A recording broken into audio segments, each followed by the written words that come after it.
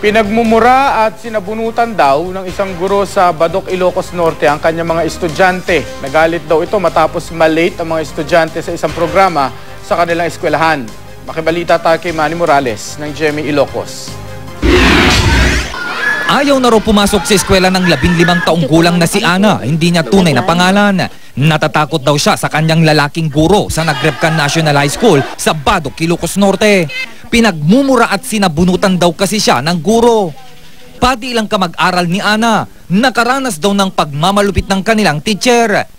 Nagalit daw ang guro sa mga estudyante dahil nalit daw sila sa isang programa sa eskwelahan. Ano na kayo ni Mestro? Pinungo na kami yung pasday. Tapos sa kayo nga lalaki pinagtimuog na. Di kami unag iti sir ko rumor kami iti day sunan sir. Tapos? Sana ibaga nga tarayam mi ko madi tinarayan sir. So di pinungo na kam kano. Kunalpas iti nga pinungo na kami sir. Ipinasuri na sa health center ang estudyanteng si Ana. Pinag-isipan daw ngayon ng kanyang mga magulang kung magsasampa ng formal na reklamo. Iso nga na pa na tagsang-sangik. Sinikap ng news team na makuha ang panig ng inirereklamong guro, pati ng pamunuan ng eskwelahan, pero tumanggi silang magpa-interview. Iimbestigahan raw muna ng DepEd Ilocos Norte ang isyo bago maglabas ng pahayag. Nais ngayon ng kapitan ng barangay kung nasaan ang paaralan na pagharapin ang lahat ng sangkot sa isyo para mag-usap.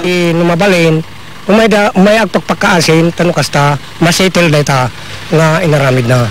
Manny Morales, Nagbabalita, Pilipinas.